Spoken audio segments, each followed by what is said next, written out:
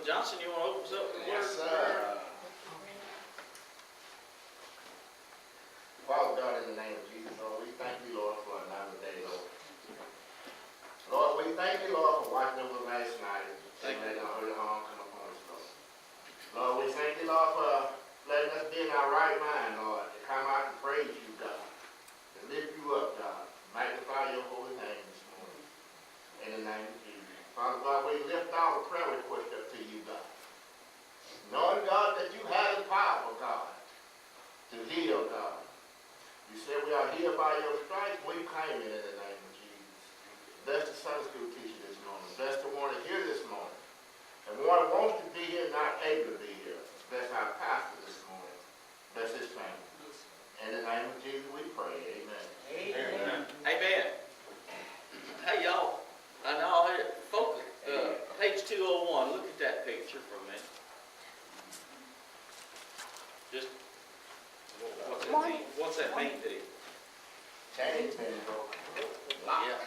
Yeah. Yeah. Yeah. That's what the anointing do. Yeah, I mean, I like it. That little picture a lot of times makes a lot. A picture is worth a lot sometimes. Just snapped it right in two. Not only snapped the chain, snapped the shank off the lock. I mean, it's completely broken. Makes you think about when Paul and Silas were in jail and they were bound up. Chain just broke right off. And boy, that jailer knew something was going on. The chains just broke in chain. I mean, you know, they bound up in a situation that, and all you can do is go by what's happened in the past, and I'm sure that that's nothing new. I mean, they had people locked up there before, chained up. It's not a new thing. We'll buy chain them up. They ain't going nowhere. They ain't gonna bother nobody, and they ain't gonna get out until we figure out what to do with them. You know, they chained up, and of course, obviously, probably nobody had ever gotten loose from that until they decided to take them loose. And here, Paul and Silas, and they're singing, and all of a sudden, everything starts shaking and rumbling around, and the chain just broke off. You know, that's what made me, when I seen that right there. So he knew there was something significant, obviously, going on. It shows us, you know, the natural chains ain't a whole lot compared to, if we don't get the spiritual chains broken in our life, then nothing else don't matter. Mm-hmm. Yeah, that's it. That's it. Coming out of Romans in 8:1. I got a little thing here. I'll read it here. Freed by the Spirit. Sometimes you feel like you just bound down and you lose, and you fight and losing back. And you know, we talk about that. Of course, we know that when you're trying to do the right thing, the devil's hitting at you and nipping at you, kind of like a little old chihuahua, you know. Bites, you know, barks and nips at your heels. You know, a lot of them bad about nipping at your heels, but you know, they a lot of you know, barking around there and everything, but not a lot going on. It wouldn't be like my dog biting you. My dog bites you, you just go to the doctor. Anyway. They take a plug out your way. I'll tell you what, needless to say, we have people out. We have people that will not get out. You ain't got to tell them to stay in the car. They ain't getting out until they see that. He had to get his glasses. He left them in the truck. But anyway, freed by the Spirit. Just about the time. Think about this. I got everything under control. The Lord's with me, watching over me. Somebody cuts you off in traffic or something, and you go off. You lose your temper. And then you think about it later, well, what was that? I thought he was holding me, you know, or watching over me to keep me from doing that. And then you got to say, I'm sorry, you know, and you got to repent. Forgive me, Lord. But it just an outburst. Y'all ever had that? I mean, it's happened to me. You know, all of a sudden you think, geez, I thought I was doing the right thing. And all of a sudden I just have this angry moment. It just gets on me. have an outburst. I They mean, ain't tell you about this. I don't I know. was down there in Jackson down there. I got to hit the street sign on the back of the tunnel. And this car cut me off with something. I was on the street spoke to me. Said, you what you got on the back of your vehicle back there? I got the street sign back there. I'm gonna be acting ugly. Road rage. That's about like that story. Vicky. Police pulled this woman over. He thought she had stolen the car. Because she was going around giving everybody the finger and all this stuff. And had all the Jesus stuff on the back, you know, Jesus saved and all that and all that. And he thought, he said, well, I figured it wasn't your car. You'd stolen the car. I'm checking the stolen car out. And it was her car, you know, the way she was acting. You know, I figured somebody stole the car. And you're right. That makes a lot of sense because if you think about it, what are you doing? You're advertising. I mean, I don't know. You're advertising. You're advertising that, hey, I love the Lord. That's right. I mean, you got it on your car, right? I learned a lesson from that. Yeah, for sure. And what kind of message are you sending to the people? I mean, The name of the world. well, yeah, but you know, if you out there, you But say, we're supposed to be separate from the world. that's right. And they don't know you at the moment. They don't know you, right? Until you're, I mean, you know, a car going by you, they have no clue who you are. But we are in the flesh, and Jesus got mad, but he didn't sin. That's right. So You're right. Good point. we gotta remember that. But we're Be in the angry and flesh, sin we not. get mad. That's But right. we have to remember not to sin. You're right. That's why it tells us don't be just hearers of the word only, but doers. Because, Yes. you know, we walk around with the Bible in our hand all day long, but if we live in a contrary life, then that don't mean nothing, you know. Like I say, you can quote all scriptures, but, and we've all had experiences with, you know, people in this church, you know, over the years, you know, they quote scripture back right. They come to find out, you know, they ain't living the life, and the, you know, life's all screwed up, so we have to live it. That's right. Best we can, you know. That's why it keeps on saying in the Bible over and over and over again, do not be deceived. Right. That's a good point. Yeah, and it is being Because, I mean, Being we deceived, see in God we trust on a tag, little fishy here, little cross here, you know, and they're barreling down the road as if they own the place, and they don't. That's right. Get 2 feet off my bumper and then start you know, that's not Christian. Bobby must have been chasing you down the road. No, I agree. I agree totally.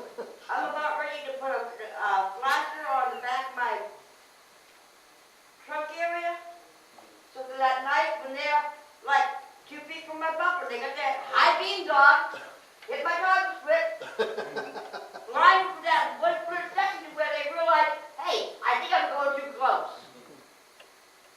I gotta do something because I'm gonna get hurt if I don't. And the law refuses to do their job. Yeah, it's a lot of it's just common courtesy.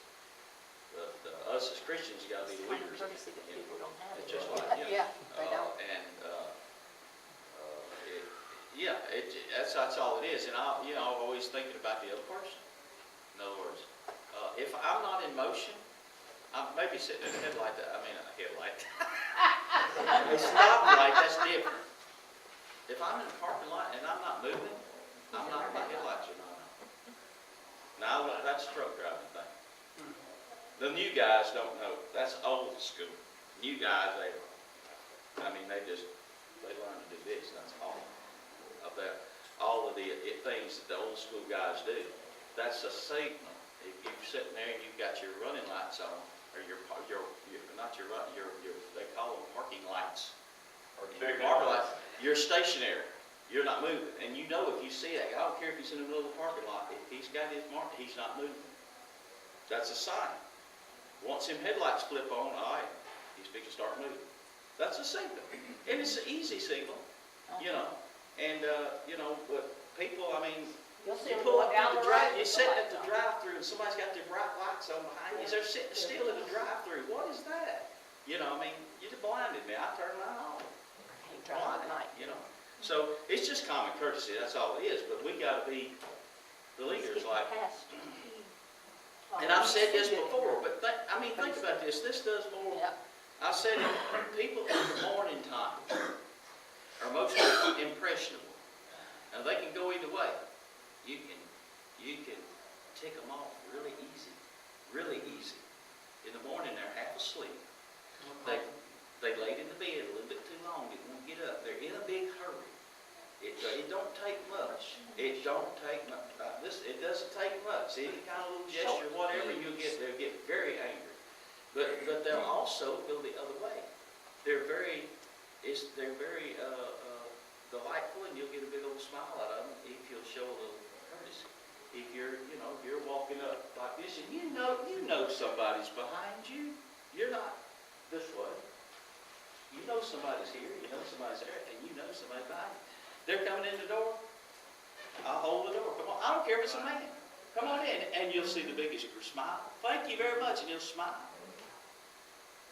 And it don't take a lot of effort to do And that. it didn't take no effort on my part. That's why little common courtesy things like that makes a big difference, especially in the morning. Because if somebody, think about this. If somebody stops at a convenience store, they're a coffee drinker, to go in and they go in to get coffee, what's that tell you? They didn't have none at the house. They haven't had none yet. They hadn't had the first sip of coffee yet. So what's that? You know they're in bad shape. So until they get it. You know, brother, I'm going to bet one ain't had any coffee that morning. I went down around waiting for Buck County down there. We pulled up that good field. I just ran full up there to get some gas too. And I said, "Good morning, how you doing this morning?" Right. Mind your business. A lot of folks, like I said, they don't see the blessing in nothing. Right. Me and Angie come to church yesterday, and I said, let's stop at this Dollar Tree up here. Where is it? Anyway, so we go in, we get up to the door, and there's a lady and her two daughters with her, young girls, and they're walking behind us, so I always step over and I open the door, and she stood there and she said, "I don't know why in the world they don't put some electric doors in here so they just open up." And my wife's like, "My husband is holding the door."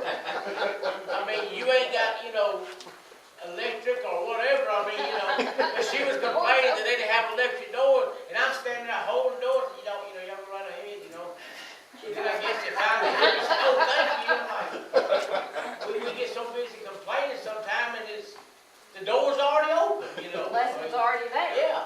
Yeah. She was just complaining about the Dollar Tree didn't have electric door. I'm like, if they had electric doors, it wouldn't then be a dollar in here. I'm standing there holding the door, smiling, and she said, "Let's go and play." Amen. I said, "I don't mind holding the door. Come on." That's another point. People in the world get so used to people giving them a hard time about stuff. They get this defense mechanism up, and they're automatically, they go into let's just say going into a situation, whatever it is, and automatically they got that, they're like this, because they know they're fixing to say something, it's going to aggravate me, so I'll just go ahead and get aggravated and start with it. I believe that. I have seen it happen. But if you go in, you know what I'm talking about, you go in, and you got this peace about you. And Holy Spirit's with you. I got this peace. It makes a big difference when you're going into a situation. Case in point, and I'll get on with it. We better read the first verse yet. We had a deal down there, they're putting in a bunch of tanks down at the place down in Grid. Okay? It's a big job. We can't do this. They won't let us do that. And all I've heard is whining out of the whole crew. Even my partner got so aggravated that it is his job. He left. He wouldn't even stay down there with him. Left my son Matt down there, and Matt said, "I'm getting on my nerves about it. I can't stand it." So the whole crew down there is getting agitated because they can't do anything with this foreman down there on the job. They put in an acoustical tile ceiling after the fact that we looked at it. My partner said, yes, we can get those in there. And you got some, you're picking up over the top of it, you're getting all into the ceiling because they put the ceiling, they should have left it out before we ever went in there. And they put this nice fancy $high epoxy on the floor, and you can't get on that. You got to set that paint over yonder, but you can't get on this floor. Well, I guess we're going to levitate it over. So, yeah, so they, in other words, we want you to do this, but you can't do this, and you can't do that. And they're all getting agitated, and I went in, and I said, I got to go down there. I ain't going down there. I want to see what I'm the only one that had midnight. And I went down there, put my hard hat on, and I saved the best, acted official. And I went in there, and I'm looking around and all this, talking to the guys and all. I said, where's this guy at? And I didn't know him, and I met him. And they're whining, Daddy, I can't. He said, I can't. We're all up into the top. I said, yeah, and if we bend those things, they're going to make us replace the whole ceiling. They'll make us do it because they put it up in our way. That's the way this works. And I told him that. I said, I'm not paying for that ceiling. You get in here, you take that whole row out to where they get that crane move up. I said, that's the way it's got to be. And I wouldn't let him respond. And I said, he said, yeah, I said, there's no sense in them coming in here and them fighting for that, and you come over here and you're whining about them don't scratch the floor and all because they can't get the thing up. I said, that's ridiculous. They don't have time to be fooling with all this stuff down here. I mean, that's his job. It's a lot to do down here, and you're going to make them, cause them to take them 3 times as long because y'all put the ceiling in there. I said, are we good? He didn't. I said, are we good? I did the old school thing. I made him shake my hand. He shook my hand. We're good. I said, are we good? Yes, sir. That ceiling's coming out. I said, all right. Matt told me later, Daddy, they took that ceiling out. It didn't take us just a few minutes to set that thing. That's what I'm saying. I just went in there with the attitude of like, look good. That be done this way. Yeah. I'm in the grocery store. I'm picking up what I need. I'll see somebody with the sourest face because they're thinking about this, they're thinking about that, and they're not paying attention to what they're doing. And I walk up to them and I said, you know you ought to be against the law. And they, whack, whack, whack. And again, they get real defensive. And I said, no one this good looking ought to be allowed in the store. And then the whole aura around them changes because then they realize I'm giving them a compliment Right. versus insult. And they said, oh, well, thank you. And I said, the Bible tells us to uplift one another, to encourage one another. And I said, you look like you needed that encouragement. And he says, you made my week because I definitely did. You're right. You're right. And they'll think about that for Very a good long point. time. Galatians 4:8 says, howbeit then, when ye knew not God, ye did service unto them which by nature are no gods. Paul is talking to the Galatians. He's saying, you've been following these other, back they had to deal with all these idols, these little g gods, these idols, God of this, God of that, God of this, He says, you used to pay respect to them, and you pay respect to something that does you no good at all. In fact, we was talking about last week, they actually, in some cases, it seems like they were paying respect or maybe doing sacrifices to them, but because they wanted to keep them happy, they didn't want to make them angry, so they were doing it like, I better do this. Obligation. Or I better, or that God's going to get angry with you. I think people get that confused with the fear of God. Yeah, you're right. You're right. Fear, you're right. But fear of God is respect for God. You're exactly right. That's why, respect for God. That'd be like, the horse throws you off. You don't necessarily fear it, but you have a respect for that animal. I better do the right thing. They get confused with fear, meaning we have to do this, we have to do that. But we do it out of respect, not because we have to. That's right. That's right. right, you're right. But that word, it's that word that they get hung up on, fear. See?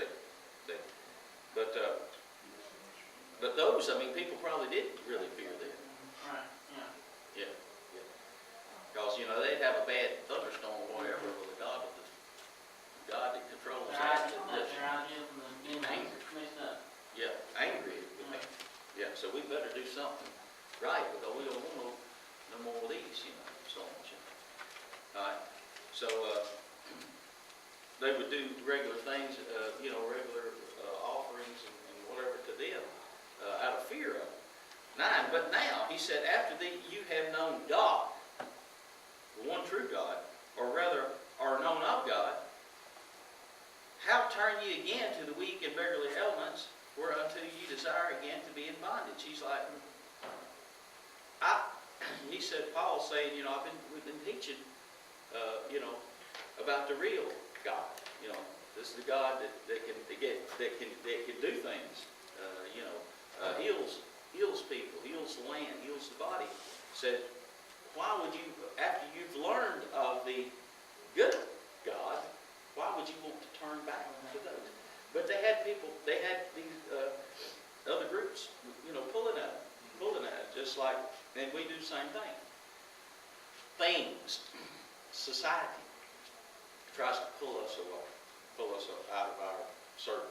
You know, we're trying to, if you want to call it that, that's a good term. Our service, we're servants, right? Our service to the Lord. But society tries to pull us this way, this way, this way, this way. Everybody plans things on Sunday. We're going to get together on Sunday. Well, fine, I'll see you at the church. How many get-togethers? We're going to have a, you know, we're going to eat promptly at 12 noon on Sunday. Okay. Y'all save me a plate. Because I ain't going to be there at 12. You know, people they don't have anything else to do because they didn't get up till 10 on Sunday morning. They sleep late and they go eat. We live in a time where the Christian just falls right into it and just goes along with it instead of, you know, refusing, and we have to be careful about that.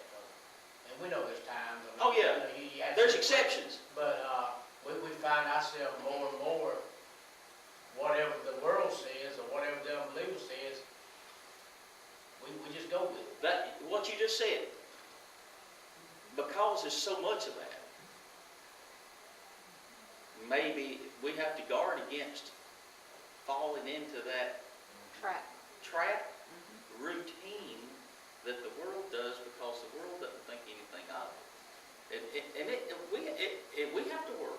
Really, it's an effort. It's an effort on our part to try to, you know, to keep from doing that.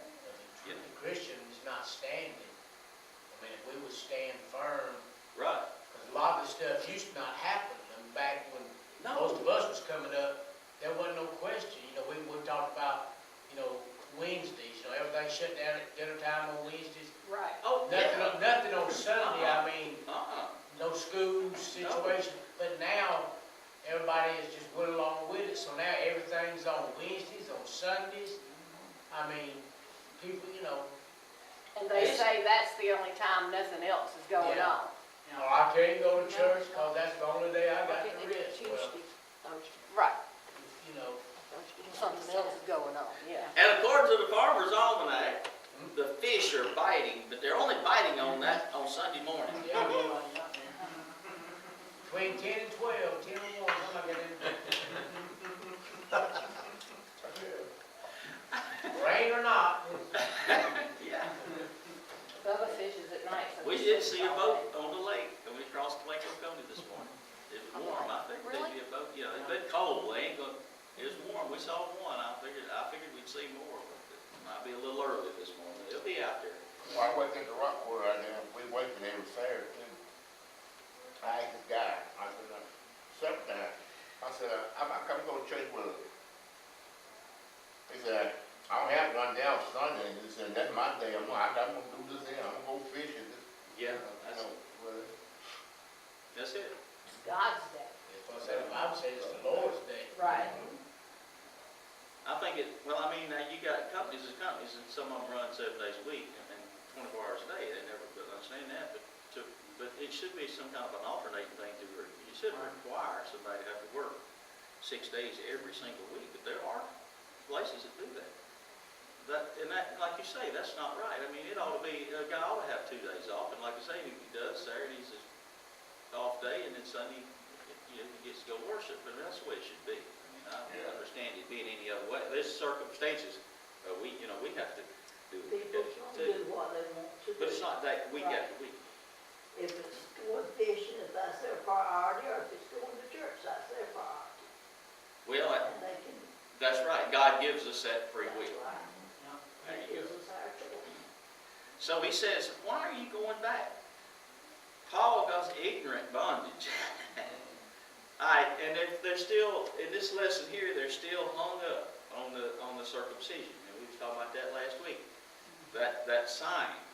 Because it did say in the law of Moses that this will be, and God said, this will be a sign. And that they're locked in on that. They can't accept that, when Jesus came on the scene, we're not under the law anymore. Yes, go ahead. I think verse 9 kind of debunks the once saved, always saved theory too. In a way. Yeah, Look at it. yeah, you're right. Some people believe that. And if you actually read the law of Moses, it says, do your children young in circumcision. That's right, yeah. It doesn't say anything about taking the old man out doing it. You're exactly right. Yeah, Moses law says, take the young and circumcise Eighth day. for their food. yeah, 8 days. 8th day. Yeah, 8 days. 8 days, yeah. It doesn't say anything about taking the old. Yeah, so, yeah, that's true. So you're saying, so you got Paul's audience is probably not infants, right? They're probably people, a mixed group like us, right? Paul, the people that are listening to Paul preach here. And like you said, yeah, I mean, that's If about they had been made right before then, then they were doomed according to the law. Mm-hmm. Yeah, and the Jewish people lock in on that. And then when Paul come along, what's Paul doing? He was with the law, and he was, consenting to the killing of the Christians. That's right. And God had to, this ain't what it's about, It's a hard thing. But don't you think, just thinking out loud, don't you think that would make Paul's job extremely hard? And of course, he did have a lot of issues because of the fact that people, especially older people in that day, would know, well, wait a minute, I remember you, and we know what you know what I'm saying? And people will do that. They shouldn't, but they will. And we see it happen. I remember what you did. Case in point, you'll have a good man, and a good man running for some sort of political office or whatever, and instead of going by his record of where he just was 4 years of a governor of a state, and he had some good accomplishments and had a lot of things. I mean, that's good. I mean, he's already had a little experience. You would think, okay, yeah, he's had that, and he'll be good for this. Oh no, he ain't got to go back to when he hit some boy, punched some little child when he was in kindergarten. Now, what is that? You know what I'm saying? But they'll do it, and they'll do that stuff, and they'll drag up stuff, and they'll turn over every rock trying to discredit somebody. That's ridiculous. But that's exactly what you would think they would be doing to Paul. They're like, now wait a minute, we know where you come from and what you used to do. Of course, he would obviously try to explain to them that I've had a change of heart. Well, he done that to Jesus. Yeah. I mean, he said he was a carpenter. They wouldn't see him in the hometown. You're right. They're saying, how can anybody, okay, and they're throwing off on what he's doing for a trade. Why, how can anybody, isn't this the carpenter's son? I think that's what the Bible said. I mean, so because he was a common man, it wouldn't make no difference, I guess, if he was a carpenter's son or if he was a son of a sheep herder or a tent maker or anything that's popular trades in those days. That's just a way for them to throw off on him and say, wait a minute, how can he come and tell us this stuff, and how can he come and do all these miracles and everything when he's a carpenter's son? You're exactly right. They don't want to See, accept it. I can relate that. I can see that in the home around over there. People looking at me what I used to be. That's right. not when I'm a mechanic. Right. Yeah. People live your pay. Yep. Now, I can go down there, just say, I really not use Jackson all the time because I work down there. Right, right. But people receive me down there better in Jackson than they do in Newton County. Newton County, I've had the people that can see what I used to be. Yeah. And why? We scratch our heads on that. We're like, why? Why can't you take it at face value for the way man is now, the way man's trying to live his life now? And get in there with him. Say, hey, let me join you. I want to be in this too. You know, our mind thinks, why won't they do that? They always want to refer back to the past. Or is it maybe, I say it's them. I always say that. I mean, I've seen that happen. We'll think, well, what am I doing wrong? Am I not setting an example? You know, I think it's the other party. It's them. It's Well, got people problems. don't have Christ and they're thinking with a carnal mind. Yeah. Well, they want to tear you down. Yeah. You know, why would they want to tear you? Then I'm gonna give God credit for what he can do. Right. That's right. So Paul's saying to focus on this deal about the circumcision is, he's saying, turn ye again, you want to go back. You're wanting to go back to the past, to what the law was required. Right? And of course, going back to the past, you can't move forward if you want to keep going back to the past. There was a song years ago, it's a country song, 1 step forward, 2 steps back. Nobody gets too far like that. You know, I mean, it's, you're not really gaining anything. So, ye observe days and months and times and years. Paul says here, I'm afraid of you, lest I have bestowed upon you labor in vain. He has spent so much time and so much effort, and to try to speak in all these churches. We're talking to the Galatians here, and that would have to. I mean, really, that would wear on a guy. Kind of like any preacher who feels in his heart that he's preaching the right thing and delivering the word, and people are not, they're not heeding it and not. I mean, you want them to take. It's just like, or it'd be like advice if you gave a young person advice because you've just been there and done that. You sincerely, heartfelt, you want to keep them on the right track. You want to keep them from doing the same mistake you did, and so you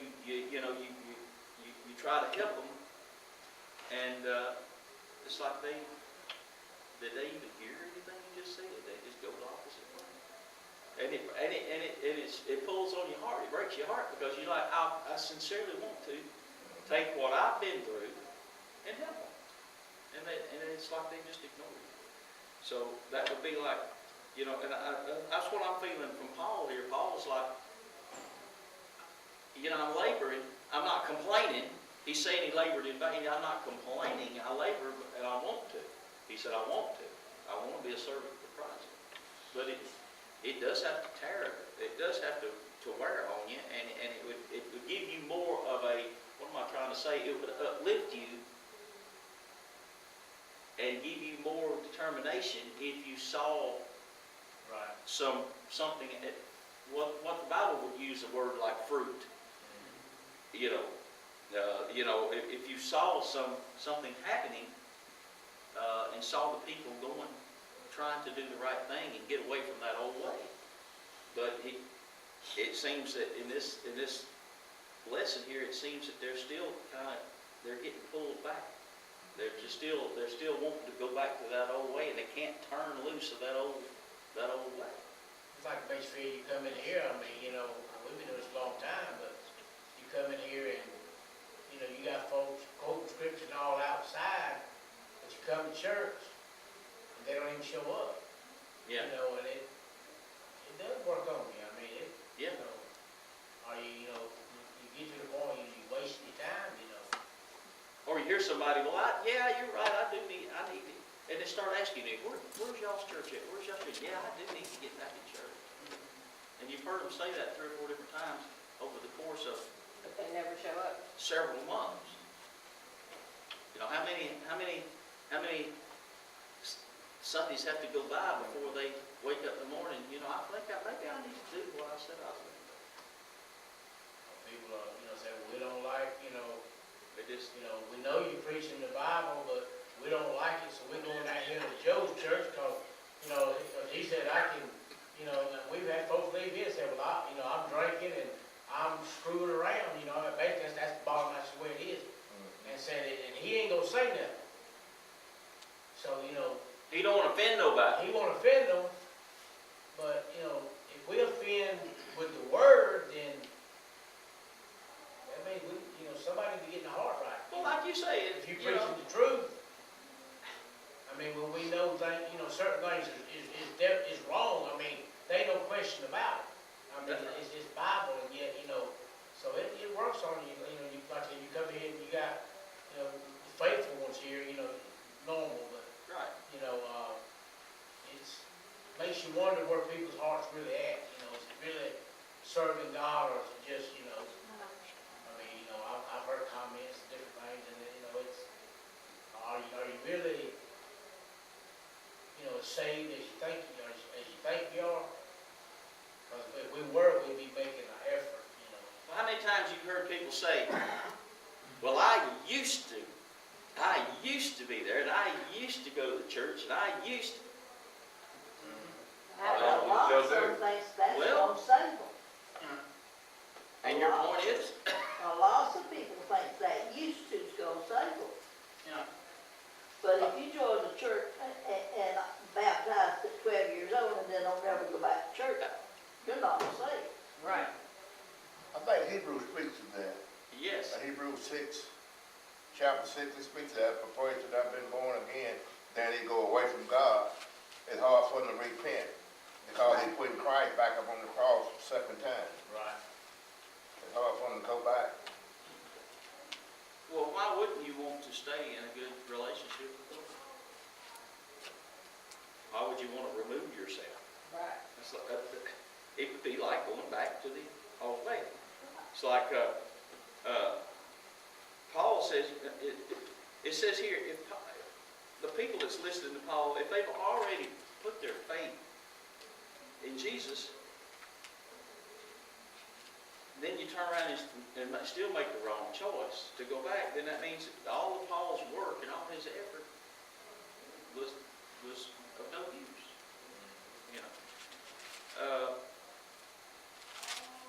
And I believe you need to. A Christian needs to support each other as brothers and sisters in Christ, but also whoever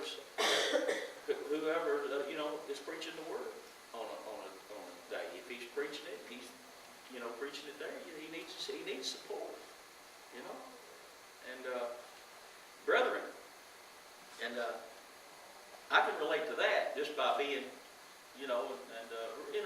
Ronald can relate to this. Anybody that's played music, been in a band, if you get up there and you do the very best you can on whatever it is, whatever you just did, and you get through,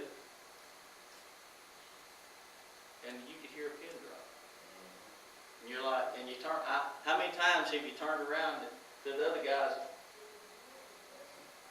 What now?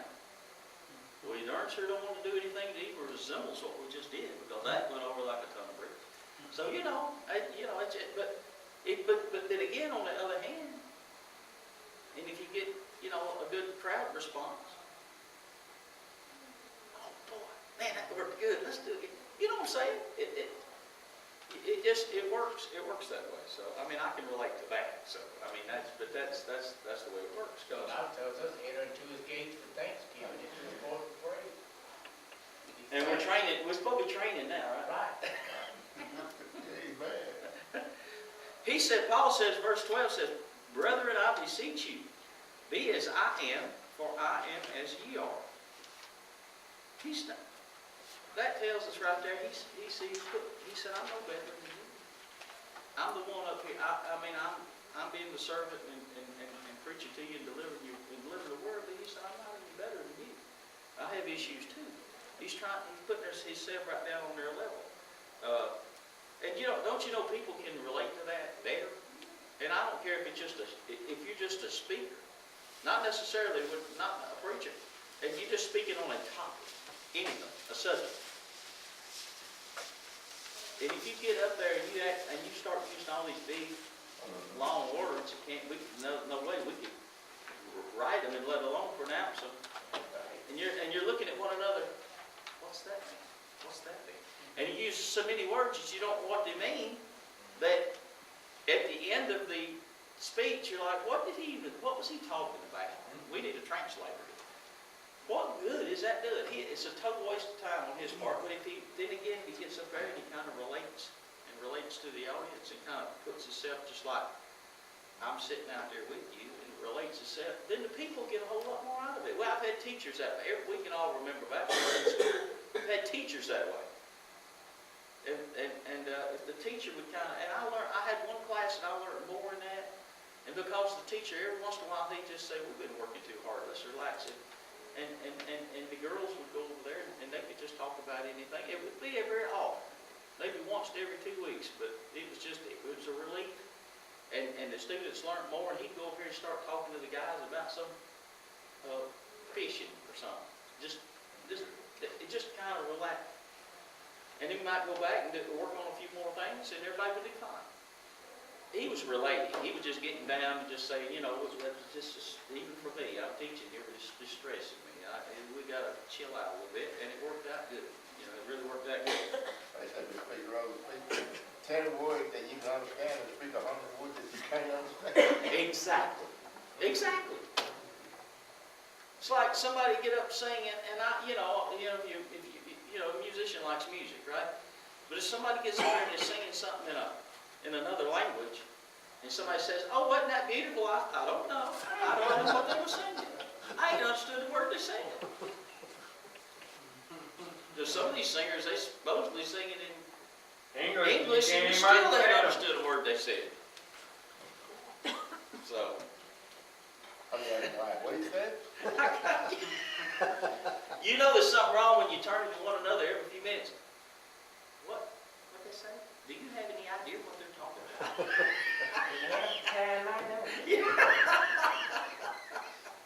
Oh my goodness, it's all good. I forgot where I'm at. He said, Paul says, I'm just like you are. He said, you've not injured me at all. You know how through infirmity of the flesh I preached the gospel unto you at first. I was hurt here, and the Bible talks about Paul had all kinds of afflictions. Fleshly things going on. The man had been through a lot, and he still, preached on. He says, I've had issues and problems, and I still haven't failed to be a servant. And I've got up there and preached to you. And he says, he's eventually saying this. You break my heart if you try, after all of this, that you don't start trying to follow some of this, and you're trying to go back to the old way. Go ahead. I just brought that infirmity, maybe that's his thorn in the flesh. Yes. We talk about it. And I don't know, the Bible never really does tell us. It just says he had a thorn in his flesh, which was not literally a thorn, but he had some kind of affliction. And the Bible tells us that he had that thorn, My temptation, which was in my flesh, ye despise not, nor reject, but receive me as an angel of God, even as Christ Jesus. He's saying here, when I came in here, you received me.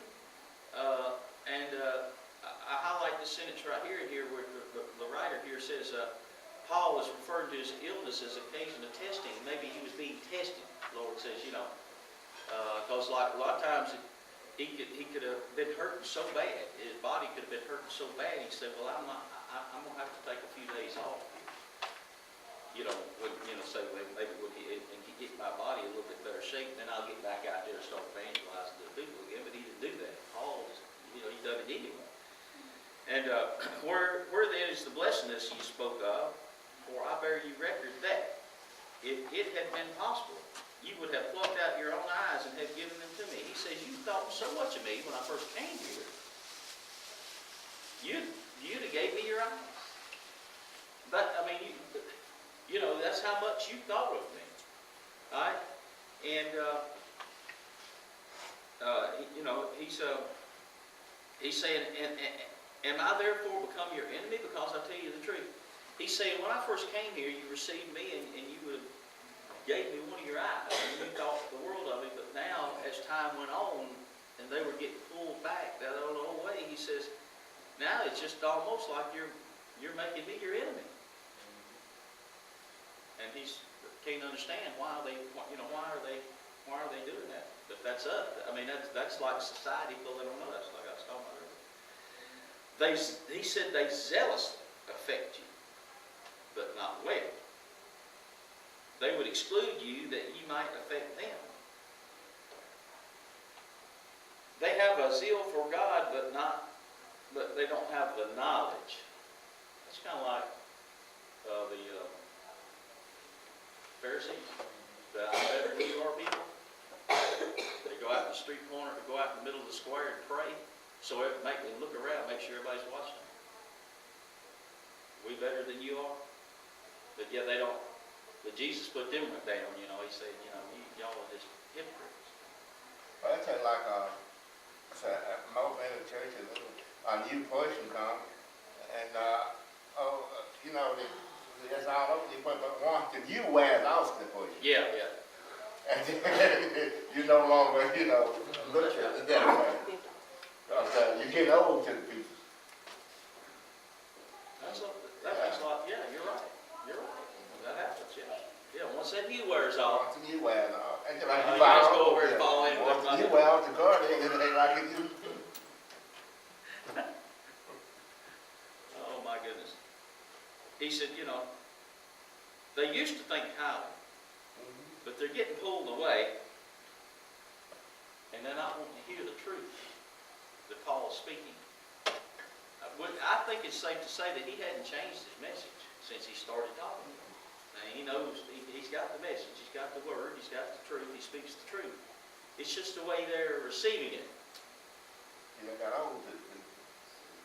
It's not new. That makes a lot of sense, what you said. Sounds like today's time.